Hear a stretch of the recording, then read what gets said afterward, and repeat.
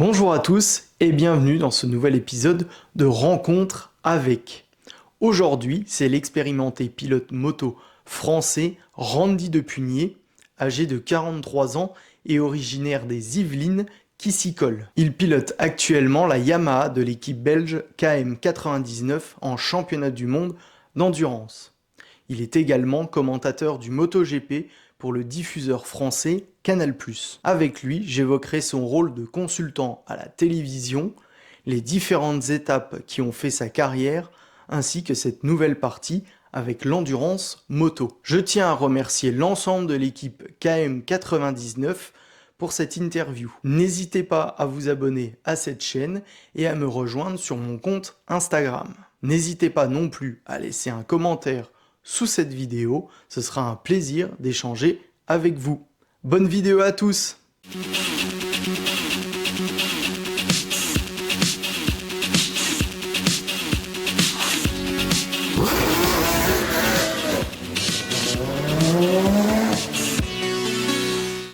Je m'appelle Randy Depugné, j'ai 43 ans.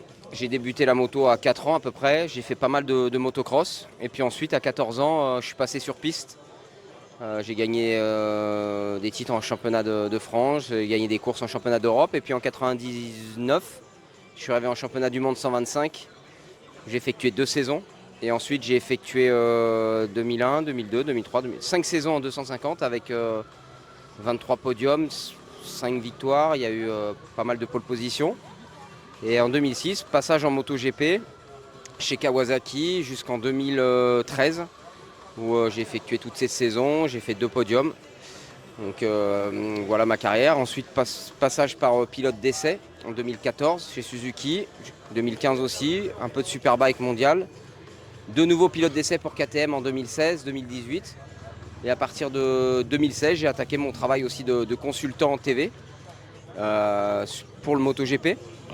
Et j'ai découvert l'endurance aussi lors du Bol d'Or 2016 et aujourd'hui on est en 2023 à Spa et je suis toujours là parce que j'ai pris goût à cette discipline et c'était pour moi le chemin de carrière idéal après avoir effectué toute une carrière de 15 saisons en Grand Prix de finir en endurance puisque l'endurance en étant français c'est quand même une discipline très importante. Vous disiez que vous aviez commencé par le motocross, la 80 cm3. Oui. Pourquoi avoir choisi après la piste?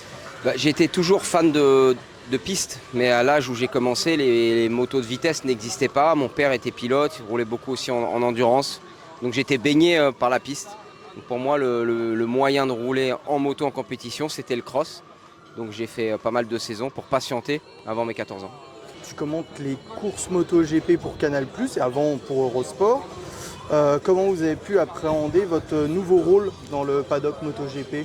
Ça n'a pas été simple au début parce que quand j'ai commencé à commenter, je me sentais mal parce que j'étais aussi pilote d'essai et je roulais plus vite que plein de pilotes qui étaient sur la grille. Donc j'étais frustré de ne plus être sur la grille et je ne me sentais pas à l'aise. Et puis une fois que j'ai digéré vraiment le fait de ne plus être pilote MotoGP, ça s'est bien déroulé et aujourd'hui je prends énormément de plaisir à commenter les Grands Prix. Quelles sont les différences qui vous impressionnent le plus entre la période où vous étiez en MotoGP et celle actuelle? C'est l'aéro. Il y a énormément d'aéro, d'électronique sur les machines qu'il n'y avait pas lorsque je roulais il y a 10 ans maintenant. Donc il y en a qui sont pour, il y en a qui sont contre. Moi je trouve qu'il y en a même un peu trop. C'est pour ça qu'ils vont faire machine arrière en 2027 pour que le pilote puisse faire un petit peu plus la différence. En 2019, vous aviez participé au championnat Moto E. Ce sont des motos qui semblaient très délicates à piloter. Quelle expérience avez-vous pu en tirer et quel est votre avis sur ce type de motorisation? Alors, un très mauvais souvenir. En fait, les essais hivernaux s'étaient très bien déroulés. J'étais parmi les pilotes les plus rapides et j'ai fait une énorme chute lors des essais à Valence, juste avant la première course. Je tombais très fort sur la tête, il y en a eu 2 coups sur coup. Et j'ai perdu complètement confiance et plus du tout à l'aise avec ces motos.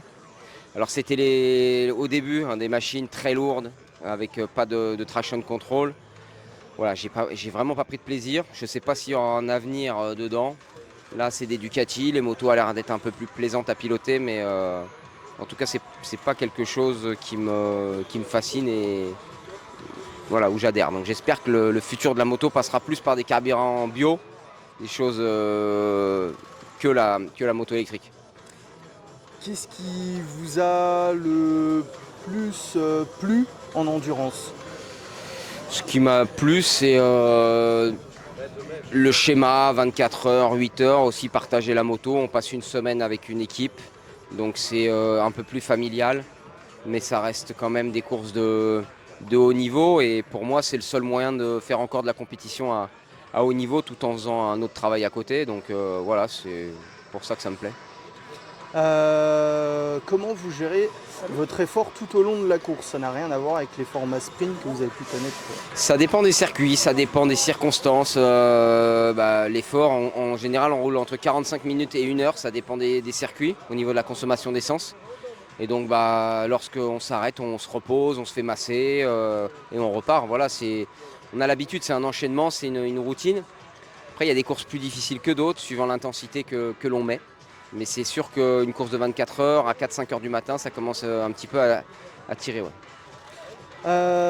Rouler à Spa en voiture représente un défi, notamment avec le Raidillon. En moto, comment vous abordez ce virage? C'est un défi aussi, Spa en moto, peut-être plus qu'en voiture.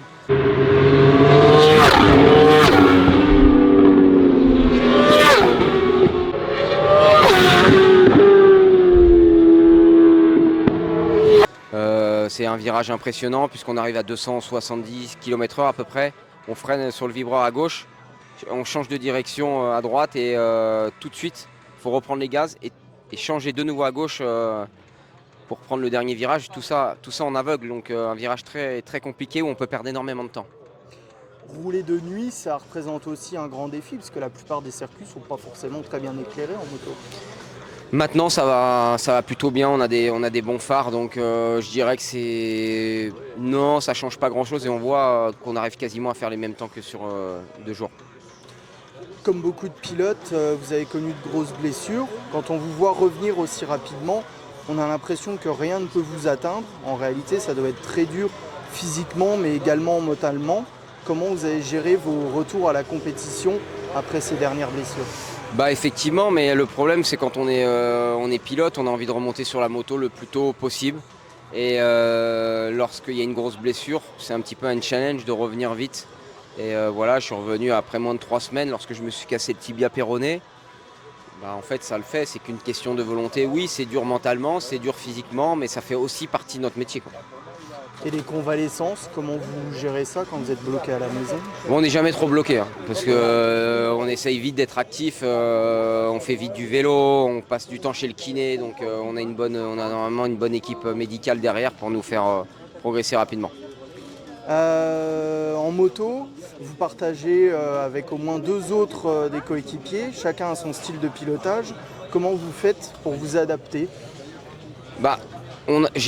J'ai de la chance parce que avec mes 2 coéquipiers, on demande souvent les mêmes choses. Après, une fois qu'on acquiert de l'expérience en endurance, on est moins casse-couille sur les réglages. On s'adapte, on essaye de trouver un compromis, mais avec mes 2 coéquipiers, ça se passe super bien. Donc, je ne sais pas si aujourd'hui je voulais régler la moto pour moi seul, si je pourrais faire mieux. Est-ce que vous pensez qu'il faut nécessairement une bonne entente entre les pilotes pour faire un bon résultat?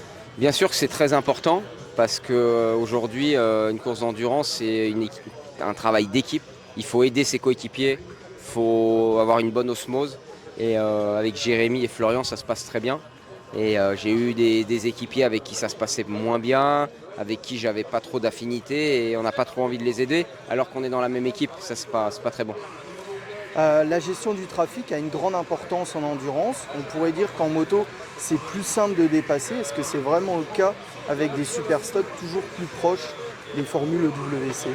Oui, il vaut mieux des pilotes qui roulent quasiment au même niveau que où il y a des grands écarts, parce que là, ça peut être dangereux, notamment, ils sont un petit peu imprévisibles au niveau des trajectoires, mais après, on apprend à reconnaître un petit peu les pilotes qui roulent vite, ceux qui roulent moins vite, et on anticipe.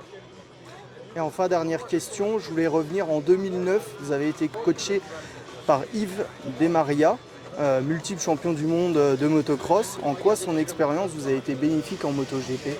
En fait, Yves, c'est quelqu'un que je connaissais depuis longtemps et j'avais besoin de trouver une personne pour m'aider et qui soit qui voit ça un petit peu d'en haut. Et on a travaillé 2 ans ensemble. Ça s'est très bien passé. Il m'a apporté toute son expérience. Et ce que je dis, que j'embauche un ancien pilote de cross, un tennisman, l'important c'était l'approche, la manière de gérer, de construire les week-ends. Et voilà, donc j'ai appris pas mal de choses sur ça et c'était une très bonne expérience. Merci beaucoup Randy. Merci.